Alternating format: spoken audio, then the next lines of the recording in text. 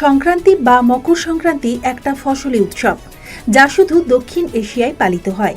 ভারতে এই উৎসব রাজ্যভেদে নানান নাম পেয়েছে। সাধারণত 14ই জানুয়ারি বা তার একদিন আগে বা পরে এই তিথি আসে। তবে এদেশের বিভিন্ন অঞ্চলে এই উৎসবের বিভিন্ন বৈশিষ্ট্য, তার মেয়াদও আলাদা হয়ে থাকে। মকর সংক্রান্তি হলো সেই ক্ষণ যাকে ঘিরে এই উৎসব পালিত হয়। প্রাচীনকাল থেকেই এই উৎসব চলে আসছে, তবে সুস্পষ্টভাবে কোনো তথ্য পাওয়া যায় না। হতে পারে এটা হাজার বছরের উৎসব বা তারও আগের, তবে পুরাণেও এর উল্লেখ আছে। মকর সংক্রান্তির এই মহাতিথিতেই মহাভারতের পিতামহ ভীষ্ম শরশয্যায় ইচ্ছা মৃত্যু গ্রহণ করেছিলেন। আবার অন্য মত অনুযায়ী এই দিনই দেবতাদের সঙ্গে অসুরদের যুদ্ধ শেষ হয়েছিল। বিষ্ণু অসুরদের বধ করে তাদের কাটা মুন্ডু মন্দিরা পর্বতে পুঁতে দিয়েছিলেন। তাই মকর সংক্রান্তির দিনই সমস্ত অশুভ শক্তির বিনাশ হয়ে শুভ শক্তি প্রতিষ্ঠিত হয়েছিল বলে আজও মানা হয়ে থাকে। আবার অন্য মতে সূর্য এদিন নিজের ছেলে মকর রাশির অধিপতি শনির বাড়ি 1 মাসের জন্য ঘুরতে গিয়েছিলেন। তাই এই দিনটিকে বাবা ছেলের সম্পর্কের একটি বিশেষ দিন হিসেবেও ধরা হয়। সংক্রান্তির অর্থ সঞ্চার বা গমন করা।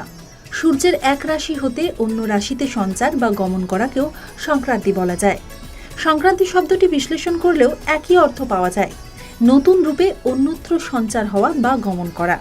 সূর্য এদিনই ধনু থেকে মকর রাশিতে প্রবেশ করে, এর থেকেই মকর সংক্রান্তির উৎপত্তি। এই সংক্রান্তির কিন্তু কিছু নিয়ম রয়েছে। স্থানভেদে তার তারতম্য থাকলেও খাওয়া দাওয়া এই দিনের সঙ্গে ওতপ্রোতভাবে জড়িয়ে। এক নজরে দেখে নেওয়া যাক পৌষ সংক্রান্তির নিয়মগুলি। মকর সংক্রান্তির দিন সকাল সকাল ঘুম থেকে উঠে স্নান করে উঠোনে বা ঘরে আলপনা দিয়ে সূর্যদেবের পুজো করা হয়। মকর সংক্রান্তিতে গুড়, চাল, দুধ ইত্যাদি সহকারে নানা ধরনের উপাদেয় মিষ্টি, পিঠে, পুলি, পায়েস ইত্যাদি বানানো হয় এবং খাওয়া হয়। অতিথিকে মিষ্টিমুখ করানো হয়। কথিত আছে এই বিশেষ দিনটিতে সূর্যদেব পুত্র শনির প্রতি তার ক্ষোভ ভুলে যান এবং তার গৃহে সূর্যদেবের আগমন ঘটে। তাই এই দিনে সকলে একত্রিত হন এবং মিষ্টিমুখ করানোর মাধ্যমে মিষ্টি সম্পর্ক বজায় রাখার অঙ্গীকার করেন। মকর সংক্রান্তির আরও একটি বিশেষ আকর্ষণ ঘুড়ি উৎসব। এই দিন প্রত্যেকটি বাড়ির ছাদে ছোট বড়রা মিলে ঘুড়ি ওড়ান, রীতিমতো প্রতিযোগিতাও চলে। তবে প্রায় নিত্যদিনই দর্শন আর রূপ পাল্টে যাচ্ছে এই পৃথিবী। সামাজিকতার যে বিষয়গুলো কোনো এক সময় পরিবার পরিজনদের মধ্যে অনাবিল আনন্দের পরশ এনে দিত, সেই আনন্দঘন মুহূর্তগুলোর ছবি ধীরে ধীরে কমে আসছে। সংক্রান্তির আগে গ্রামে গ্রামে ঢেকিতে চাল গুঁড়ো করার ছবিও হয়তো ধীরে ধীরে হারিয়ে যাবে নগরায়নের ঠেলায়। আশঙ্কা জাগে আত্মকেন্দ্রিকতার বারবারন্তে পৌষ সংক্রান্তিও না কোনো একদিন কাহিনী হয়ে বেঁচে থাকে লেখার পাতায় পাতায়। এবার চলুন জেনে নেওয়া যাক দেশের কোন রাজ্যে কী নামে পালিত হয় এই মকর সংক্রান্তি। অসম।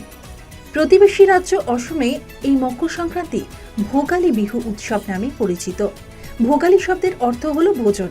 এই সময় অসমেও নতুন ধান ওঠে, আর এই উৎসবে খাওয়া দাওয়া একটা বড় বিষয়। তার সঙ্গে মিল রেখে এই নামকরণ করা হয়েছে।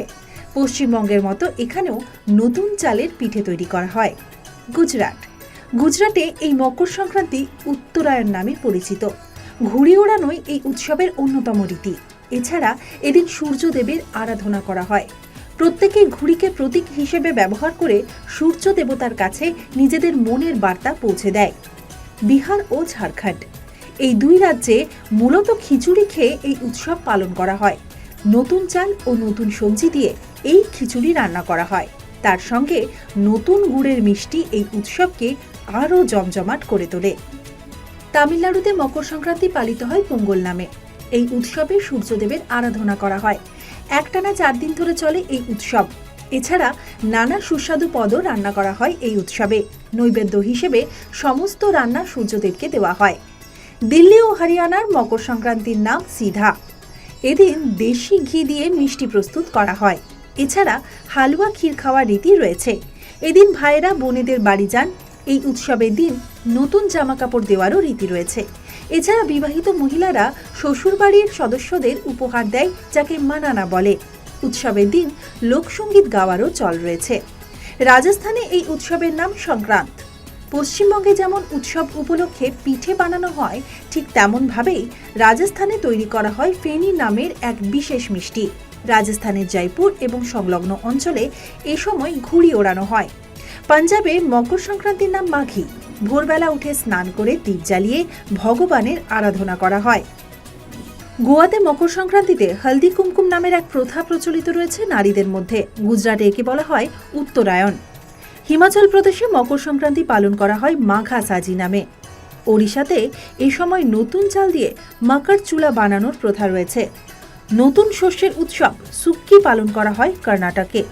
কেরলে মকরিলাক্কু নামে এক উৎসব পালন করা হয় এই সময়। এ তো গেল নির্দিষ্ট এক বা দুটি উৎসবের কথা, যা ভারতবর্ষকে সমৃদ্ধ করে রেখেছে, অথচ তার জৌলুস ধীরে ধীরে যেন ম্লান হয়ে যাচ্ছে। এরকম উদাহরণ রয়েছে আরও। শুধু যে উৎসবেই এমন প্রভাব পড়ছে তা নয়, দেশের পরম্পরা, একে অপরের প্রতি শ্রদ্ধা, ভালোবাসা, স্নেহ, মানুষের প্রতি মানুষের টান, পরিবারের প্রতিটি সদস্যের মধ্যে যে আত্মিক যোগ, সব কিছুতেই পরিবর্তন ধরা পড়ছে। এক নজরে দেখে নেওয়া যাক বদলে যাওয়া বর্তমান সমাজের কিছু টুকরো ছবি। অনেক ক্ষেত্রেই দেখা যায় ছোটরা বড়দের আর আগের মতো সম্মান করে না। বয়স্ক মানুষ আর শ্রদ্ধেয় নয়, যেন বোঝার মতো তাদের কাছে। প্রণাম বা নমস্তের জায়গায় হ্যালো শব্দ বেশি স্থান পাচ্ছে।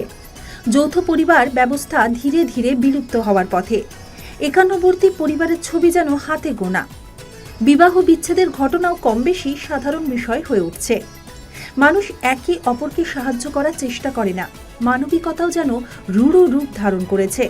পাশ্চাত্য রীতিনীতি, আনন্দোল্লাসের জোয়ারে গা ভাসানোতে কোনো ত্রুটি নেই। ত্রুটি যেখানে ধরা পড়ছে তা হচ্ছে সহিষ্ণুতায়।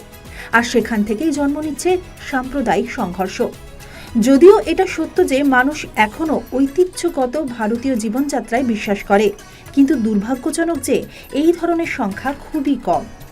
আবার এটাও সত্য যে আধুনিকীকরণ আমাদের অনেক ক্ষেত্রে সাহায্য করেছে, অনেক কুসংস্কার দূর করেছে, কিন্তু নিজের সংস্কৃতি ঐতিহ্যকে ভুলে গিয়ে ভালো কিছু গ্রহণের কোনো অর্থ থাকে কি? আমরা দেখতে পাচ্ছি বেশিরভাগ শিশুই এখন ঘরমুখী। গল্পের বই, আউটডোর গেম বা বন্ধুদের সঙ্গে গল্পের জায়গায় বেশি করে থাবা বসাচ্ছে ইনডোর গেম, কম্পিউটার, মোবাইল। বিভিন্ন রাজ্যের বিভিন্ন ট্র্যাডিশনাল পোশাকের জায়গা দখল করে নিচ্ছে পশ্চিমা পোশাক। পাশ্চাত্যের যা কিছু ভালো তা মেনে নিতে কোনো সমস্যা নেই, তবে মূল সংস্কৃতির কথা ভুলে গেলে চলবে না। এই প্রসঙ্গে ফের শরণাপন্ন হতে হয় কবিগুরু রবীন্দ্রনাথ ঠাকুরের লেখনী। তিনি বলেছিলেন, পশ্চিম আজি খুলিয়াছে দ্বার, সেথা হতে সবে আনে উপহার। দিবে আর নেবে, মিলাবে মিলিবে, যাবে না ফিরে, এই ভারতের মহামানবের সাগর তীরে। অক্সফোর্ড ইংলিশ ডিকশনারিতে চোখ রাখলেও দেখা যাবে এখানে সংস্কৃতি বলতে একটি নির্দিষ্ট দেশ বা গোষ্ঠীর রীতিনীতি, বিশ্বাস, শিল্প, জীবনধারা এবং সামাজিক সংগঠনকে বোঝায়। যেহেতু ভারত বিভিন্ন সাংস্কৃতিক ঐতিহ্য সহ বিভিন্ন গোষ্ঠীর আবাস, তাই এই সমস্তগুলির একটি সংমিশ্রিত রূপ ভারতীয় সংস্কৃতি হিসাবে দেখা যেতে পারে। আর এই সংস্কৃতিকে ধরে রাখার, এই সংস্কৃতিকে এগিয়ে নিয়ে যাওয়ার দায়িত্ব আমার, আপনার, প্রবীণ নবীন সকলেরই। আজ তবে এই পর্যন্তই। এমনই সব গুরুত্বপূর্ণ বিষয় নিয়ে আবারও হাজির হব আপনাদের সামনে। ভালো থাকুন, ভালো রাখুন।